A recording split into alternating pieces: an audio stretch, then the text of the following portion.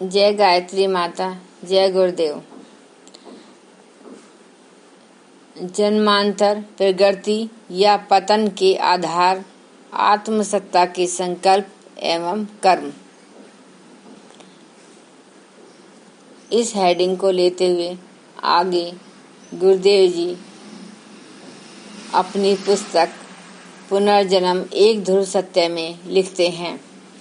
महर्षि वशिष्ठ राम का पुनर्जन्म प्रकरण पढ़ा रहे थे। उस समय की बात है जब एक प्रसंग में उन्होंने राम को बताया, आशा पाश शताब्दः वासना भाव धारिणम कायात काय मुह पायांति वृक्षाध मिवांडजा। हे राम, मनुष्य का मन सैकड़ों आशाओं, महत्वाकांक्षाओं और वासनाओं के बंधन में बंधा हुआ मृत्यु के उपरांत उस शूद्र वासनाओं की पूर्ति वाली योनियों और शरीरों में उसी प्रकार चला जाता है जिस प्रकार एक पक्षी एक वृक्ष को छोड़कर फल की आशा से दूसरे वृक्ष पर जा बैठता है। मनुष्य जैसा विचारशील प्राणी इतर योनियों मक्खी, मच्छर, मेंढक, मछली, सांप, बैल, भैंस, मगर, नेवला, शेर, बाघ, चीता, भेड़िया, कौआ आदि योनियों में किस प्रकार चला जाता है, यह बात राम की समझ में नहीं आई। उन्होंने अपनी शंका महर्षि के समक्ष प्रकट की और कहा, भगवान, मनुष्य जैसा समझदार व्यक्ति भला दूसरी योनियों क्यों पसंद करेगा? इस पर महर्षि ने राम को जिस ढंग से जीवात्मा द्वारा अन्य शरीर धारण करने की अवस्था और मनोविज्ञान समझाया है, वह वस्तुतः हर विचारशील व्यक्ति के लिए मनन करने की अत्यंत महत्वपूर्ण वस्तु है। वशिष्ठ ने राम को यह तत्वज्ञान जिन शब्दों में दिया, योग वशिष्ठ में उन्हें तीसरे अध्याय के 55 सूत्र में 39, 40, 41 और 42 श्लोकों में इस प्रकार बताया है। हे राम, वीर्य रूप में रूप जीवात्मा ही स्त्री की योनि में आता है और गर्भ में पककर एक बालक का रूप धारण करता है। यहाँ शास्त्रकार का वह कथन भी प्रमाणिक है जिसमें आत्मा को अणोरणीयान अर्थात सूक्ष्म से भी सूक्ष्म कहा गया है। पुरुष शरीर का वीर्य कोश स्पर्म अत्यंत सूक्ष्म अणु होता है। यह विज्ञान भी सिद्ध कर चुका है और अपने पूर्व जन्मों के संस्कारों के अनुरूप अच्छा या बुरा शरीर प्राप्त करता है। उल्लेखनीय है कि उसी कोश में ही जीव की शारीरिक रचना के सारे गुण सूत्र क्रोमोसोम रहते हैं। यह भी विज्ञान सिद्ध कर चुका है। बालक धीरे धीरे बढ़ने लगता है और इस प्रकार वह युवा अवस्था में पदार्पण करता है। पकी हुई इंद्रियां अपना सुख मांगता है, कुछ पूरी होती हैं, अधिकांश अधूरी रह गई वासनाएं, महत्वाकांक्षाएं वह शरीर अपने मन में भीतर ही भीतर दबाता रहता है। एक बार उठी वासना जब तक पूर्ण नहीं हो जाती, नष्ट नहीं होती, वरन वह भीतर ही भीतर और भी बलवती होती रहती है।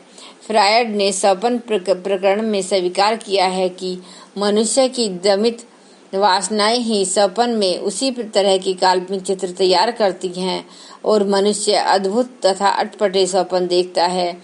वासनाओं के दमन से शरीर के पंच भौतिक पदार्थों पर दबाव पड़ता है और वे क्रमशः कमजोर होते चले जाते हैं, जिससे वृद्धावस्था आ जाती है और मनुष्य का शरीर मर जाता है। पर मन अपनी वासना के अनुसार एक दूसरे जगत में प्रवेश कर जाता है। गीता में भगवान कृष्ण ने शरीरों को क्षेत्र या जगत कहा है। महर्षि वशिष्ठ ने यह जो दूसरे जगत में जाने की बात कही, उसका तात्पर्य दूसरी योनि के शरीर से ही है। शरीर और भौतिक प्रकृति में कोई अंतर नहीं है, यह विज्ञान भी मानता है। अब तक ढूंढे गए 108 तत्व ही विभिन्न कर्मों में सजकर विभिन्न प्रकार के कोश और शरीरों की रचना करते हैं। इस प्रकार अपने मन की वासना के अनुरूप जीवन तब तक अनेक शरीरों में भ्रमण करता रहता है जब तक उसकी वासनाएं पूर्ण शांत नहीं हो जाती और वह फिर से शुद्ध आत्मा की स्थिति में नहीं आ जाता। चक्कर 84 लाख योनियों का। मोटे तौर से जीवात्मा के योनि परिभ्रमण का अर्थ यह समझा जाता है कि छोटे बड़े कृमि कीट को पशु पक्षियों की 84 लाख योनियों में जन्म लेने के उपरांत मनुष्य जन्म पाता है। पुनर्जन्म की घटनाओं से यह सिद्ध होता है कि मनुष्य को दूसरा जन्म मनुष्य में ही मिलता है। इसके पीछे तर्क भी हैं। जीव की चेतना का इतना अधिक विकास विस्तार होता है कि उतने फैलाव को निम्न प्राणियों के मस्तिष्क में समेटा नहीं जा सकता। बड़ी आयु का मनुष्य अपने बचपन के कपड़े पहनकर गुजारा नहीं कर सकता। यही बात मनुष्य योनि में जन्मने के उपरांत पुनः छोटी योनियों में वापस लौटने के संबंध में लागू होती है। यह हो सकता है कि जीवन क्रमिक विकास करते हुए मनुष्य स्तर तक पहुंचा हो। इसका प्रतिपादन तो डार्विन के विकासवादी सिद्धांत में भी हो सकता है, पर एक बार मनुष्य जन्म लेने के बाद पीछे लौटने की बात तर्क संगत नहीं है। कर्मों का फल भुगतने की बात हो तो दुष्कर्मों की दंड जितना अधिक मनुष्य जन्म में मिल सकता है उतना पिछड़ी योनियों में नहीं। मनुष्य को शारीरिक कष्ट से भी अधिक मानसिक यातनाएं झेलनी पड़ती हैं।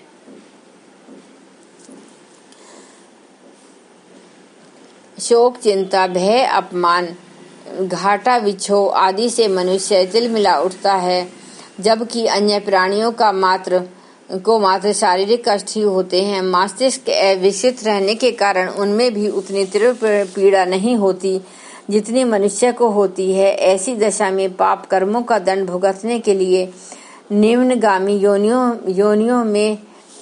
योनियों से मनुष्य को जाना पड़े, यह आवश्यक नहीं। यह सही है कि सामान्यतः मनुष्य का जन्म मनुष्य योनि में होता है। उसकी बौद्धिक चेतना इतनी विकसित हो चुकी होती है कि किसी अविकसित मस्तिष्क वाले मयान में उसे ठूंसा नहीं जा सकता।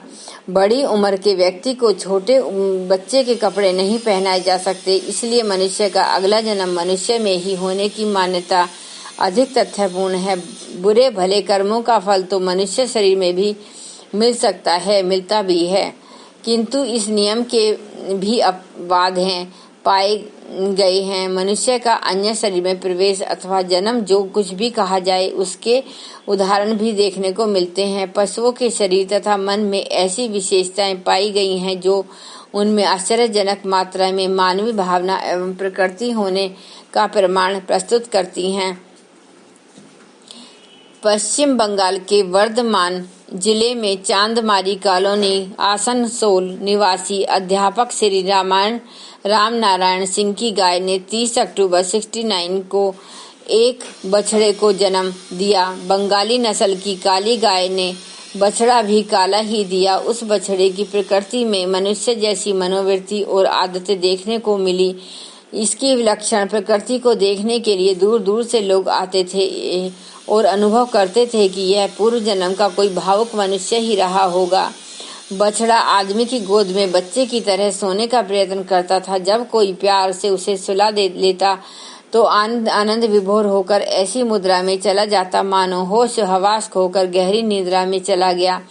जब कभी अपने मालिक की गोद में किसी बच्चे को बैठा देख लेता तो उसे उतार कर ही छोड़ता और उस जगह पर खुद जा बैठता। यूं खाता तो घास भी था, पर जब थाली में मनुष्य का भोजन दिया जाता तो खाने की तरतीब और सलीका देखते ही बनता। चाय का पूरा शौकीन, वह गरम कितनी ही क्यों न हो, देखते देखते प्याला साफ कर देता।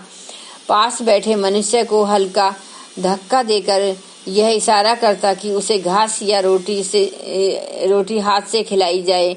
बिना दाल साग के रूखी रोटी देने पर उसे खाता नहीं और नाराजगी जाहिर करता। गृह स्वामिनी उसके प्रति आवेश प्रकट करती तो घर के एक कोने में सट कर बैठता और आंसू बहाने लगता। यूं प्रसाद में तुलसी के पत्ते वह प्रसन्नता पूर्वक खाता, किंतु आंगन में लगी तुलसी के गमले उसने कभी मुंह नहीं डाला। पूजा के समय शांति पूर्वक आकर बैठ जाता। रस्सी से बंधा होता तो उसे तुड़ाने का प्रयत्न करता और पूजा के समय देव स्थान तक पहुंचने का प्रयत्न करता। सामान्यतः सृष्टि का विज्ञान सम्मत नियम यह है कि कोई भी जीवन अपने माता पिता के गुण सूत्रों क्रोमोसोम से प्रभावित होता है। शरीर के आकार प्रकार से लेकर आहार विहार और रहन सहन की सारी क्रियाएं मनुष्य ही नहीं जीव जंतुओं में भी पैतृक होती हैं। इस नियम में थोड़ा बहुत अंतर तो उपेक्षीय हो सकता है, पर असाधारण अपवाद उपेक्षणीय नहीं हो सकते। जो संस्कार सैकड़ों पीढ़ी पूर्व में भी संभव न हो, ऐसे संस्कार और जीव जंतुओं के विलक्षण कारनामे भारतीय दर्शन के पुनर्जन्म और जीव द्वारा क्रमवश 84 लाख योनियों में भ्रमण के सिद्धांत को ही पुष्ट करते हैं। आज के लिए बस इतना ही।